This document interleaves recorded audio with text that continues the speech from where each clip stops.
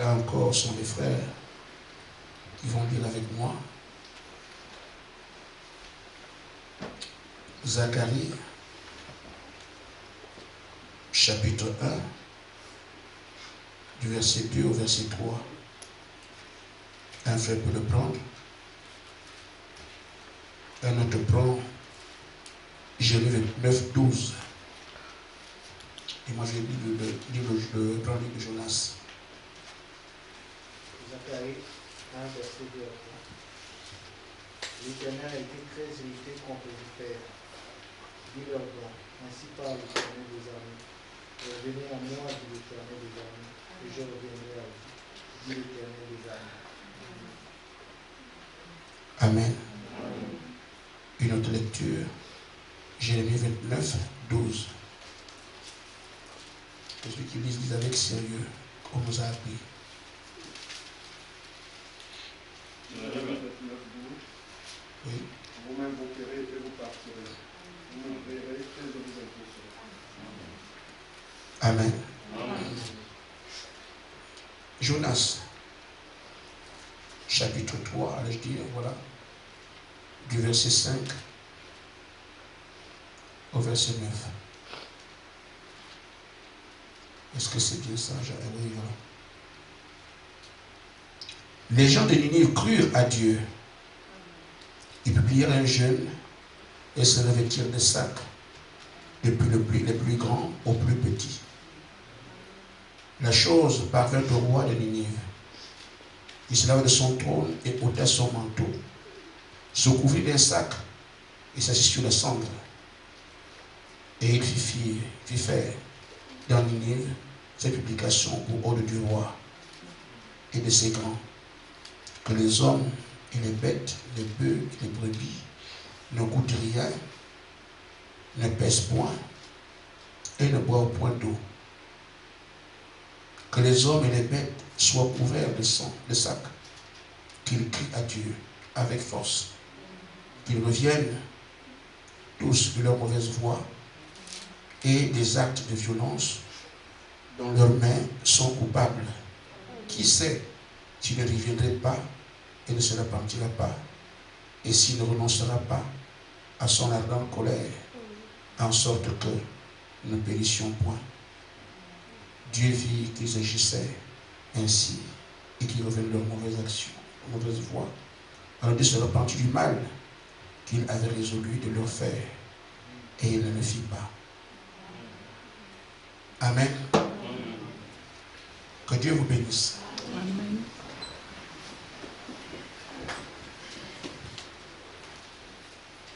Nous savons que dernièrement, nous avons dit qu'on prend un autre tournant. Quelques personnes sont au fait de ce qui se vit actuellement et d'autres ne savent pas. Il y a la douleur,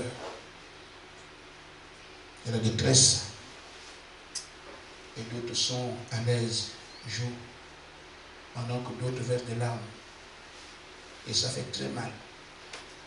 Amen. Ceux qui sont concernés comprennent très bien ce que je suis en train de dire. Il disait donc qu'il va aller avec ceux qui le suivront. Ça veut dire qu'il marche encore et qu'on peut le suivre. C'est une marche différente de celle que vous avez connue. Elle est encore plus difficile par rapport à ce qu'on peut ressentir. Mais nous embrassons le lieu dit. Vous savez, c'est la valeur qu'on accorde à un désir qui oriente la façon de chercher. Si pour vous, le désir que vous avez est un désir léger, vous le cherchez avec négligence.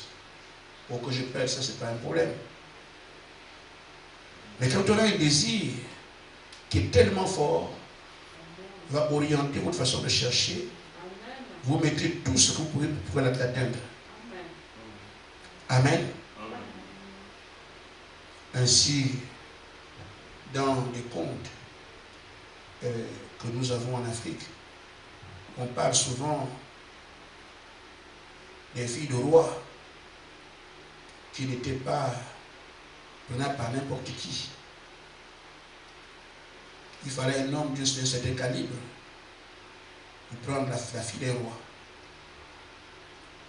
Parce que, en prenant la fille des rois, vous entrez et vous, votre famille, dans la sécurité. Parce que tout ce qui se rapporte au roi est respecté. Le beau-fils du roi, la belle-fille du roi, le du roi est respecté. Et ce n'est pas n'importe qui entrait au sein de la famille du roi. Le roi aussi avait besoin des hommes et des femmes qui ont une capacité à faire vivre son royaume. Donc pour avoir un beau-fils, il faut que ce soit quelqu'un qui peut apporter quelque chose dans son royaume pour qu'il subsiste. C'est quelqu'un qui seulement prendre une femme et qui ne sert à rien. On n'a pas besoin de ce genre de personnes-là. Le roi a besoin de quelqu'un qui vienne prendre sa fille et qui sait qu'en cas de besoin, j'ai un élément là-bas. Et ainsi, je vais vous raconter l'histoire de filles de roi qui étaient assises sur un crocodile. Ce sont des choses qu'on ne comprend pas, mais c'est comme ça. Elle vit sur un crocodile. Et pour l'épouser, il fallait arracher la peau du crocodile. La fille était en-dessus. Vous comprendre comment le faire. Et il fallait que des hommes puissants. C'était pour le roi un test. Celui qui réussit cela, voici quelqu'un qui est un beau-fils. Que si un événement arrivait un jour contre mon royaume, je peux compter sur lui. Parce qu'elle a réussi à faire ça. C'est pas n'importe qui. C'est comme ça que les rois prenaient les beaux-fils. Alors, des hommes venaient de partout. Chacun voulait prouver que c'est moi qui peux enlever la peau du crocodile. La fille ne meurt pas et toi aussi tu ne meurs pas. Et là, on va célébrer. Et donc, ce n'était pas aussi un crocodile ordinaire. À nos termes, c'est une question de puissance mystique. Alors, ce crocodile a terminé les gens. Il n'y a qu'un seul qui à la fin avait dit, il n'y a rien sur la terre que moi je ne peux pas faire. Et il l'a fait. Parce qu'il vient de la tribu des immortels. On l'appelait les Amadans. C'est-à-dire, je dépasse tout le monde. Alors, ceci dit, il prend le risque, voyant comment les gens meurent. Parce qu'il sait qu'est-ce qu'il y a d'intéressant là. Le besoin, le désir, qu'est-ce qu'il veut avoir. On ne voit plus ce qu'on peut subir. Parce qu'on ne voit que l'intérêt qu'on a devant. Amen. Amen. Ainsi, je peux prendre quelques exemples bibliques. Dieu nous permet de prendre des images à gauche et à droite, tous à sa création. Et ce soir, je nous invite à nous recouvrir de sacs et de cendres. Je n'ai pas dit de faire comme habitude de souffrir, parce qu'il y a une église au Gabon qu'on appelle arrêter de souffrir. Même si vous souffrez, c'est quand même le titre, c'est le nom. Ah, Lizzie, là, il a le souvenir. Donc, arrêtez de souffrir. Ils font de ces choses que vous n'imaginez pas. Un soir, je rentre de l'église avec mon épouse. Leurs églises sont toujours en bord de route. Alors on a qu'est-ce qui se fait? Quel est ce bruit? Ce n'était pas des machines. C'était rien d'autre. C'était des hommes dans des sacs de riz. Les sacs de riz que vous avez à la maison là. Ceux qui achètent le riz là. Les sacs de riz. On fait un trou et on met avec. Vous êtes dans le sac de riz. Du pasteur au dernier. Et ils sont serrés. Donc chaque fois que les gens bougent, ça fait comme un mouvement de crapaud. Les sacs de riz, les gens sont dedans. Ah, ça, là, ça c'est vraiment, ça c'est la Bible appliquée. Et puis la cendre, parce qu'ils ont vu ça dans la Bible. Mais c'est un symbole. C'est l'état d'esprit en relation avec le besoin que vous avez. C'est une image de dire, en fonction de ton besoin, tu peux revêtir le sac de riz et la cendre. Moi qui vous parle, le Seigneur m'a dit ça cette semaine. Et ta position actuelle n'est pas celle de lire ou de faire des trucs. C'est une position de sac, de te couvrir de sac et de cendre. Amen. Je comprends. Ceux qui ont fait attention ont compris que ça devait être ça. Ou bien se disent, ah, je comprends maintenant pourquoi j'ai vu ça. Je n'ai pas de sac de riz, mais une attitude. Et c'est elle que je dois vous communiquer. Parce que vu ce qui se fait, nous sommes tous concernés par ça. J'irai avec ceux qui vont me suivre. Et même une sœur ce matin, voilà sur Google, allez regarder une définition. Heureusement que pour certains d'entre vous, Dieu vous parle. Ce n'est pas vraiment de chercher une définition. Laisse ça. Rien de grave. C'est pour la consécration. Alors, nous connaissons tous l'histoire d'Anne, la mère de Samuel, qui est allée prier, au point quand elle priait, elle n'a plus de mots à prononcer. L'amertume, la douleur. Nous connaissons la suite. C'est à cela qu'on nous appelle maintenant. Vous comprenez pourquoi? Nous avons vu un homme de Dieu appelé Jacob, le gracieux Jacob, qui était ce qu'il était, mais Dieu étant toujours avec lui. Un escroc, un voleur, un brigand à la limite, mais Dieu l'aime. Mais quand il a vu que la mort est devant là, ah, Ésaü est en train de venir, là c'est fini pour moi. Qu'a-t-il fait? Il s'est frayé un chemin seul. Aujourd'hui, si Dieu ne me parle pas, parce que ce que je vais voir là, non, non, non. Amen. La mort était devant lui. Qu'est-ce qui fait ça? Ce n'est pas seulement la prière.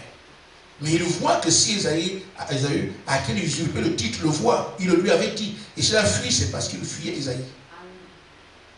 Maintenant, je vais le croiser. Quel sera mon sort? Mettez-vous à sa place une seconde. Vous comprendrez pourquoi il a prié comme ça. Un dernier exemple. Et là, cette fois-ci, c'est quelqu'un qui prie le sang et la cendre. C'est David. David a même agi, il a pris la femme d'un monsieur loyal. Parce que il a vu une femme, il dit, bon d'accord, il est tombé dans le péché. La loyauté de ce monsieur a fait que David ne se dit pas d'affaire. C'était, quand tu fais des trucs avec quelqu'un de pas bien, ça peut t'aider. Mais quand tu tombes sur quelqu'un de loyal, c'est Dieu n'aime pas ça. Comme si Dieu aimait quelque chose. Mais le cas d'Uri était différent. David a tout fait pour que Uri se sauve, mais rien. Il était loyal. Je ne peux pas aller dormir chez moi alors que le roi lui fait son guerre. Non. Si ça avait été moi, ça fait 4 mois, 5 mois, nous sommes en guerre, ou bien 2 ans, on est en guerre. On peut venir au pays. Il me dit, mais ta femme est à la maison, on va dormir. C'est moi. Le roi, il te dit, va dormir à la maison. Gloire à Dieu, ma chérie. Oh là là, bébé Louise. Amen. C'est moi qui l'appelle bébé, hein, c'est bébé qui est de ses parents. Mais je profite quand même. Alors, mais lui, il n'a pas fait ça. Il dit quoi? Aller trouver ma femme, même si j'ai fait tant de temps, ne pas mes frères sont au combat. Non. Or, il voulait cacher la grossesse. Et il a fait tuer cet homme-là. Et la femme, c'était parce qu'elle était en grossesse qu'ils ont fait tout ce bazar. Et l'enfant issu de là est né. Mais Dieu dit qu'il va le tuer. David donc, il ne veut pas qu'un enfant meure. Alors voyez pourquoi David a mis le sac et la cendre. Nous avons vu qu'il y avait des intérêts importants, des intérêts vitaux, des questions de vie de Anne à David, en passant par Jacob, qui les ont mis dans des situations où il n'y avait pas autre chose à faire. Il fallait absolument que Dieu parle. Il fallait absolument que Dieu intervienne. Et moi, je reviens sur notre sujet. Que faisons-nous ici?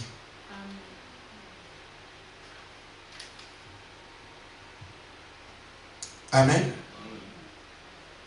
J'ai dit, que faisons-nous ici? Pour comprendre si ce que nous sommes en train de faire ne vaut pas la peine qu'on se dise, Seigneur, non, il faut que tu me parles. C'est à chacun de voir. Est-ce que, encore une fois, ce que nous sommes ici ne vaut pas la peine que quelqu'un dise, non, Seigneur, le temps de jeu pour moi est terminé. Je veux que tu me parles. Comme Anne l'a fait, comme David l'a fait, amen, comme Jacob l'a fait. Est-ce que ce pourquoi nous sommes ici tous les soirs ne vaut pas la peine que tu te dises, non, Seigneur, non, toi aussi, je veux que intervienne, Seigneur. Te mettre dans cet état. Nous cherchons la plénitude. La divinité en vous. Devenir des dieux. Est-ce que ça ne vaut pas la peine que quelqu'un dise non? C'est à chacun de répondre pour correspondre à ce qu'il a dit. J'irai avec ceux qui me suivront. Ça part du fait de comprendre que Dieu te bénisse, sœur Lisiane, parce que le Seigneur a parlé de toi. En te prenant comme modèle. J'étais toi, je l'aurais dit. Mais ce n'est pas vous, c'est elle. Amen.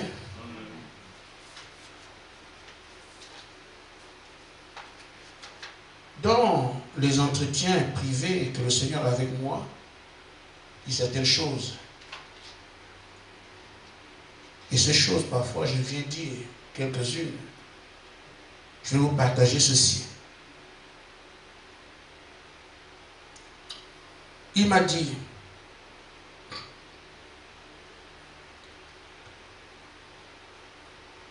il y a des gens qui ont laissé un témoignage disant, soit tu me donnes ton esprit, soit que je meurs là. Et toi, ne ferais-tu pas la même chose pour la plénitude? Je ne vous conseille pas, c'est à moi qui dis ça. Mais je vous l'amène, je demande de dire la même chose. Il y a des gens qui ont laissé un témoignage et qui disaient, soit tu me donnes ton esprit, soit je meurs là. Vous connaissez l'histoire, non? Amen. Et il dit, et toi, ne ferais-tu pas plus pour la plénitude? Et moi je dis, ces gens l'ont fait. Et toi, ne peux-tu pas faire ça pour la plénitude? Ils ont réagi comme ils ont fait. Ça dépend de l'importance qu'ils accordaient à ceux qui étaient devant eux. Et toi, qu'est-ce qui est devant toi? Ça ne vaut pas la peine que tu dises, Seigneur, non, non, je ne joue plus. Les choses qui sont autour de nous, le monde et tout le reste, a de la valeur parce que le centre d'intérêt n'est pas considéré. Voyez-vous ce qui s'est passé avec les trois. Le centre d'intérêt pour Jacob était sa vie. Il s'est éloigné de ses femmes et ses chameaux. Il a envoyé tout le monde. Pas de père, pas de mère, pas de relation, pas de mutualité. Il a envoyé tout le monde pour aller se mettre seul. Le centre d'intérêt a obligé cet homme riche à se séparer de tout parce qu'il voulait que Dieu lui parle. Si ton centre d'intérêt correspondait à ça, je dis, vous ne verrez même pas ce qui est autour. Amen. Ces choses sont visibles parce qu'on les regarde autour. Mais si on regarde la chose qui est là, les yeux fixés dessus, vous ne verrez pas tout ce qui est autour. Amen. C'est le centre d'intérêt qui fait ça. Et nous avons tous tort. Si quelqu'un peut se lever pour dire, moi je ne suis pas dedans, c'est bien. On peut voir Anne. Elle n'a pas prié chez elle cette fois-ci. Quittant les amis, quittant le mari, quittant tout, pour dire, Seigneur, je veux que tu me parles. Nous regardons les choses autour, c'est parce que le centre d'intérêt n'a pas encore pris place. Amen. Quand ça prend place, vous ne voyez rien. Chacun veut être avec Dieu pour prendre ce qu'il veut. Amen. Et David, dont on parle ici, regarde tout David, tous ceux qui étaient à côté de lui n'étaient pas ailleurs. Il est resté seul avec son sac. Ils avaient du mal à s'approcher là où il était. Le roi, s'il ne mange pas, il ne boit pas, il est seul. Pas de nourriture. Frère, on ne lui a pas dit ça. Il ne mange pas, il ne va pas au temple, il a été de prier, parler avec son Dieu là pendant 7 jours. C'est le centre d'intérêt qui crée ça. Amen. Est-ce que la plénitude a cette place en vous? Pour dire, j'ai la pluie à côté, non, en tout cas, aujourd'hui, je dois la voir. C'est pour ça que celui qui ira peut comprendre ce soir sur quel chemin il est invité. Amen. Et ce chemin est le meilleur. Amen. Ces choses vous dérangent parce que le centre d'intérêt n'a pas encore pris sa place. Vous ne verrez pas ces choses-là. Vous n'aurez pas le souvenir de ces choses. Il n'y a pas le temps de ces choses-là. Le temps est donné à la chose que vous cherchez, et là, il n'y a plus rien là autour. Tous, autant qu'ils ont été orientés de la même façon, s'est retiré, tout quitter et parler avec Dieu, parce que le besoin était pressant. Amen. Amen. Je vais vous dire quelque chose. Frère Madame dit, dans la brochure, Dieu tient sa parole au paragraphe 50. Je vais terminer.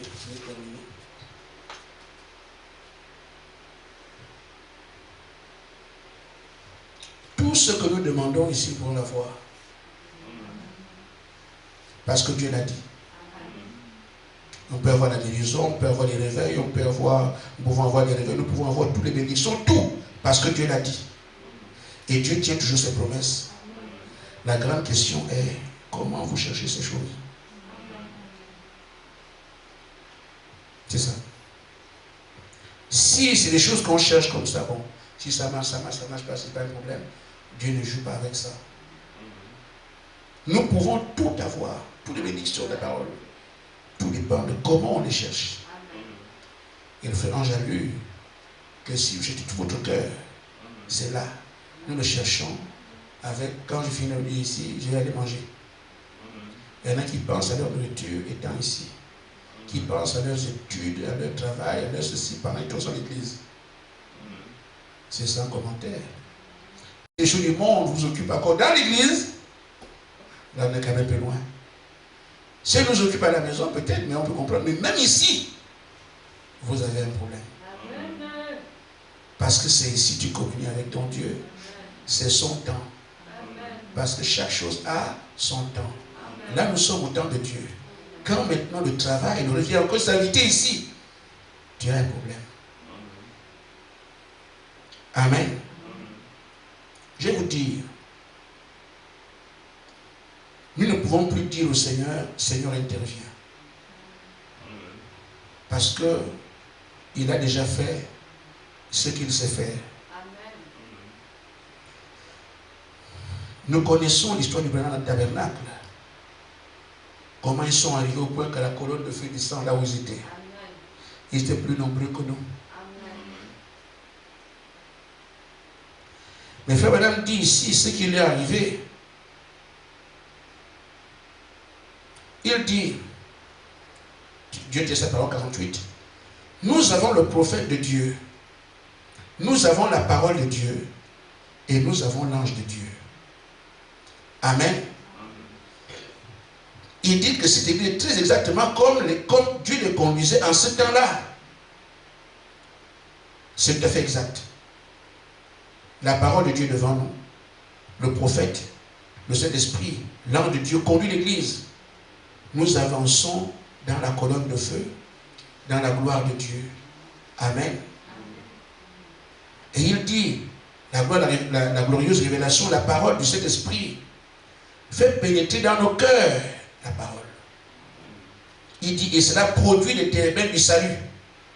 Une vie droite, l'amour, la joie, la paix, l'unité, la guérison, la patience. Quand ils avaient le prophète, la parole et l'ange, c'est ce qui a produit une vie droite au milieu d'eux. Je vais relire. Il dit, ça a pénétré dans les cœurs, ça a produit une vie droite. C'est ce qui leur a donné l'amour qui permettait que la colonne de feu vienne sur eux.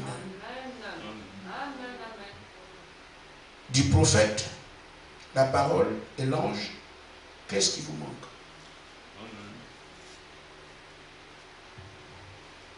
Amen. Je pose encore la question. Le prophète, l'ange et la parole, qu'est-ce qui vous manque? C'est ce qui a permis à Israël d'arriver à Canaan. C'est ce qui a permis au pendant tabernacle d'arriver là où j'étais. La même chose est parmi vous. Vous êtes, comme on dit, au taquet. J'ai posé la question, qu'est-ce qui manque? C'est d'accord la place qu'occupe le désir. Le désir n'est pas important. Amen. Si on dit Israël, c'est oui, frère, c'est au niveau le plus élevé de l'assistance que Dieu peut accorder à un peuple. Israël avait besoin d'eau. On leur a donné ça. Ils avaient besoin de manger la viande, on leur a donné des cailles. Mais pour ceux qui arrivaient à Canaan, on leur a donné trois choses essentielles. Le prophète, la parole et l'ange.